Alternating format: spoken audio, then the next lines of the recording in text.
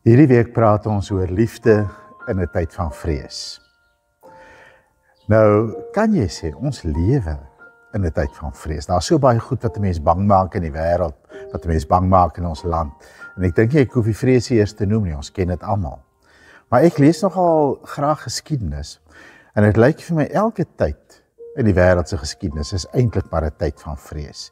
Die wêreld is in baie opsigte 'n skrikwekkende plek, is 'n plek wat 'n mens kan bang maak. Die vraag is, wat beteken dit om lief te hê as jy lewe in 'n tyd van vrees? En dan praat ek nou nie van vrees as 'n gesonde reaksie nie, daar is mos 'n gesonde vreesreaksie, as jy iets sien waarvoor jy moet oppas, dan waarsku vrees jou en onmiddellik reageer jy op een of ander manier om jouself te beskerm. Vrees kan 'n gesonde reaksie wees, 'n normale refleks.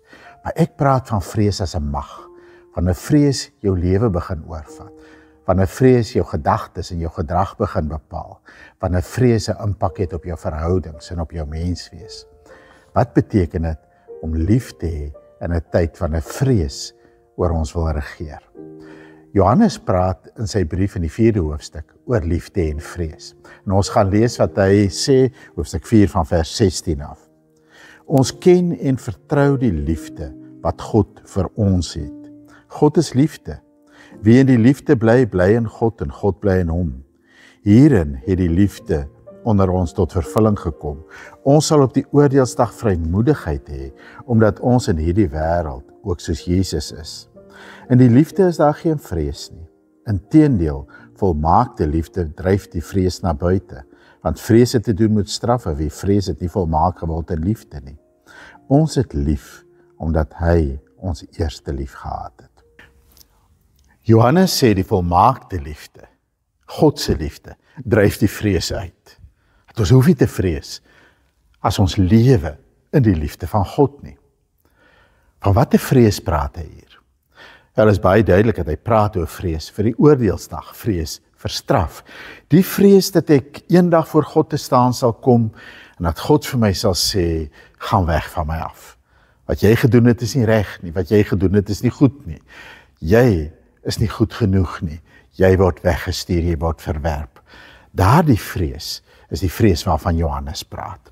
Nou kan 'n mens dink, maar dis 'n eendag vrees, 'n vrees vir iets wat na my dood gaan gebeur. Dis nie 'n hier en nou vrees nie. Maar ek dink daardie eendag vrees, die vrees vir die oordeel, kom tog ook deur in ons hier en nou vrese. Dink maar aan iets soos wat hulle noem die imposter syndroom.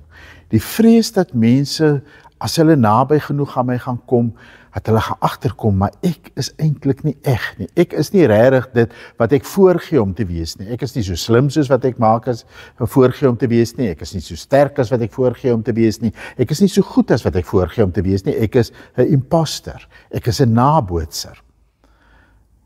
Daai vrees is tog ook maar 'n menslike vorm van die vrees vir straf, die vrees vir verwerping, die vrees vir oordeel. Of dink aan ons vrees vir mislukking.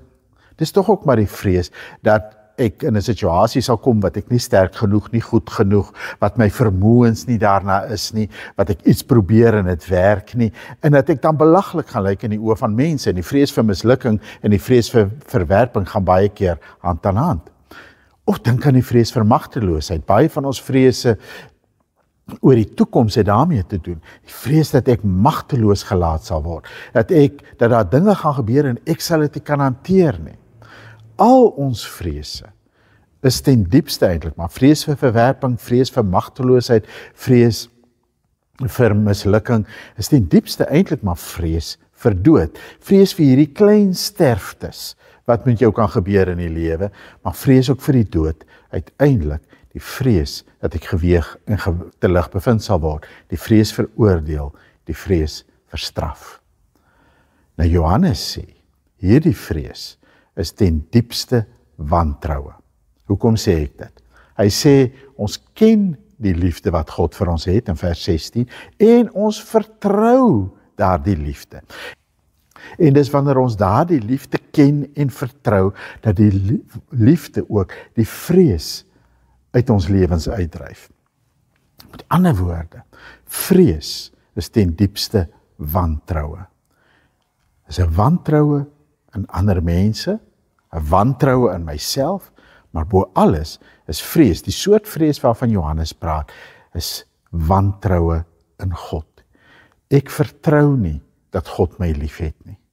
Ek vertrou nie dat God se liefde vir my genoeg is nie. Ek vertrou nie dat God dit bedoel het toe hy gesê het, hy is getrou en regverdig om my sondes te vergewe nie. Ek vertrou nie dat Christus genoeg gedoen het, dat ek van al my sonde gereinig kan word nie. Ek vertrou nie dat Christus my voorspraak is nie.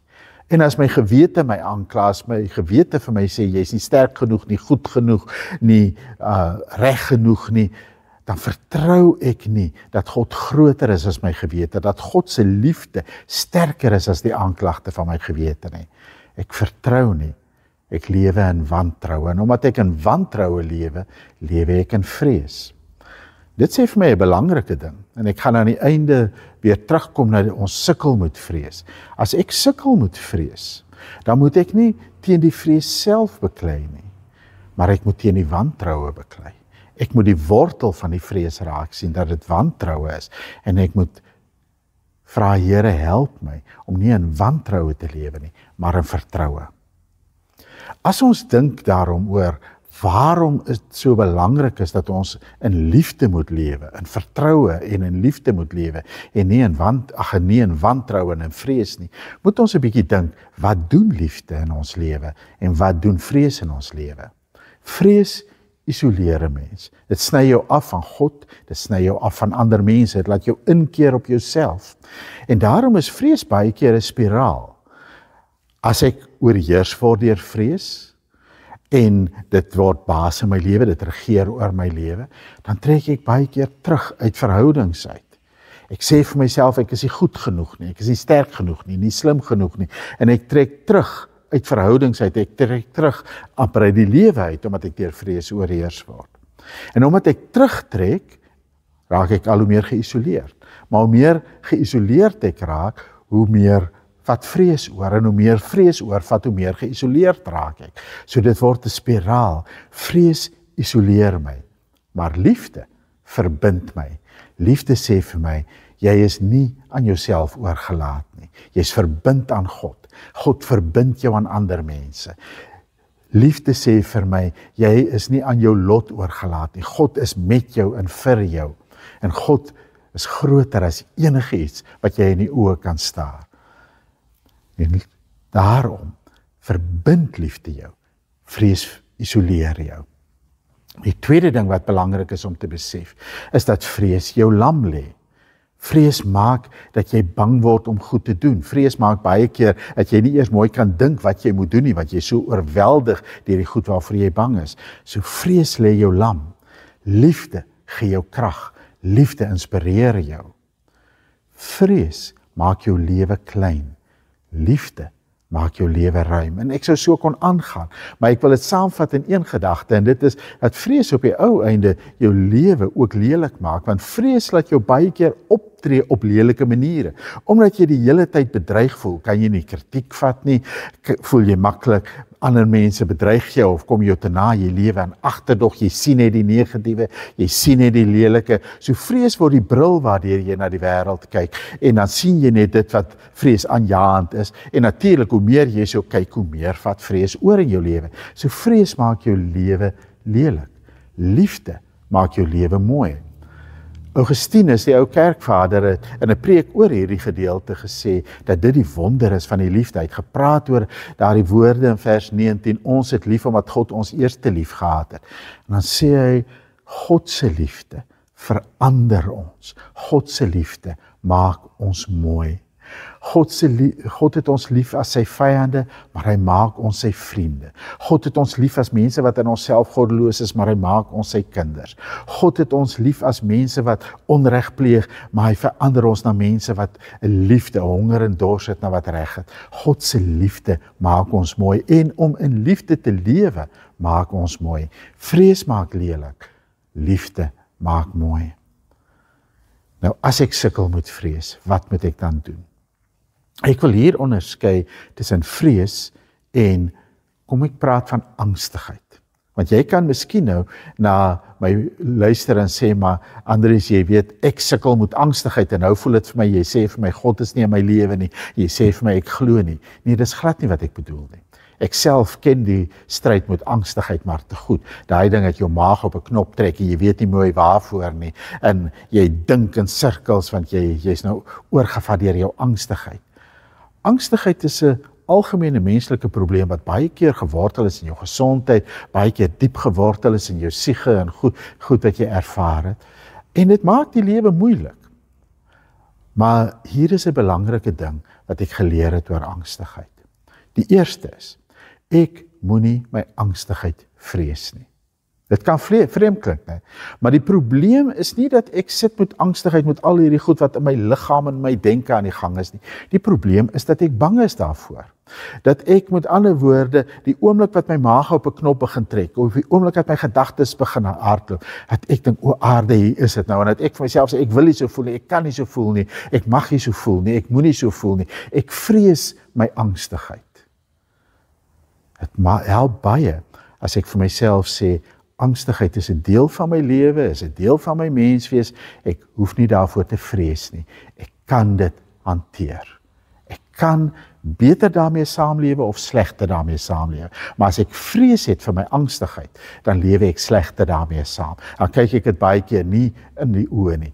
As ek nie my angstigheid vrees nie, maar dit in 'n sin omarm en sê, weet jy wat, is deel van my lewe, kom ek leef daarmee, kom ek hanteer dit, dan gaan dit met my baie beter. Die tweede ding wat ek daarom moet besef is dat angstigheid nie sal maak dat God my verwerp nie. God ken my mos, hy ken my deur en deur, hy ken my liggaam en my siel en my gees en my denke, hy ken my deur en deur, so hy ken ook vir my met my angstigheid. En daarom hoef ek nie te dink, my angstigheid skei my van God nie. Ek hoef nie te vrees vir God se oordeel oor my angstigheid, dat God my sal verwerp nie. Ek hoef nie te vrees dat God vir my sal sê, maar ek wil nie so 'n angstige mens by my hê as my kind nie. Ek hoef nie te vrees dat God se genade nie genoeg sal wees vir my in my angstigheid nie. Angstigheid is soos daai doring in die vlees waarvan Paulus praat, daai swakheid, maar God het my lief in my swakheid met daardie doring in die vlees. En die oomblik dat ek dit besef, dan besef ek, maar ek hoef mos nie my angstigheid op my eie te hanteer nie. Want dit is die ding wat angstigheid vir my die grootste probleem gemaak het dwars deur my lewe. Dat ek gedink het, ek moet sterk genoeg wees om my eie angstigheid te hanteer. Maar as ek weet, God het my lief in my angstigheid. En ek hoef nie straf of oordeel of verwerping te vrees omdat ek angstig is nie. Dan kan ek na God toe gaan met my angstigheid. En dan kan ek vir die Here sê, Here, ek weet U het my lief. Ek weet U liefde is groter as my angstigheid. Help my om met hierdie angstigheid te lewe, dat dit my nie lam lê nie, dat dit my nie in die voet skiet nie. En ek kan ook na ander mense toe gaan. Ek kan ook na ander mense toe gaan en vir hulle sê, maar weet jy wat, ek sukkel met angstigheid en dit voel nou vir my maag trek op 'n knop, dit voel vir my denke hardloop in 'n rigting. Ek kan hulp vra. Ek kan begrip vra. Ek kan vra dat mense die pad saam met my loop. Ek kan met my angstigheid lewe in verbinding met God, in verbinding met ander mense. En dit het my tot dusver nog altyd weer gehelp om op te staan met my angstigheid en aan te gaan, omdat ek dit nie vrees nie en omdat ek dit hanteer of op saam met God, binne die liefde van God, saam met ander mense in die liefde van ander mense. So die groot probleem lê weer by vrees vir straf, by vrees vir verwerping. As jy sukkel met angstigheid, dan wil ek vir jou vra, wees eerlik daaroor, met jouself, met ander mense en met God, en hanteer dit binne die liefde van God. Maar nou wil ek terugkom na ons basiese keuse. Ons basiese keuse is met ander woorde die keuse tussen vrees en liefde. Die keuse om te glo in my vrese of om te glo in liefde. Die keuse om te leef vanuit my vrese of om te leef vanuit liefde. Die keuse om vrees te laat oorvat of om oorgevat te word deur die liefde van God. Ek dink die keuse is baie eenvoudig. Is nie altyd maklik noodwendig, maar is baie eenvoudig. Wil jy nie nou, waar jy sit, net weer sit, ek kies liefde. Ek kies om liefde te vertrou. Ek vertrou nie my vrese nie, want my vrese kan vir my jok. Ek kies om liefde te glo, ek glo nie in my vrese nie. Ek kies om liefde te leef, ek gaan nie my vrese leef nie. Ook wanneer ek sukkel met dinge soos bedruktheid en angstigheid wat deel van my menswees is, gaan ek dit in liefde hanteer, in God se liefde, nie vanuit my vrees daarvoor nie. Mag die Here jou seën. Kom ons bid om die seën van die Here, die genade van ons Here Jesus Christus, die liefde van God ons Vader en die gemeenskap van die Heilige Gees bly by jou. Vul jou met God se goedheid en liefde en dra jou deur die lewe. Amen.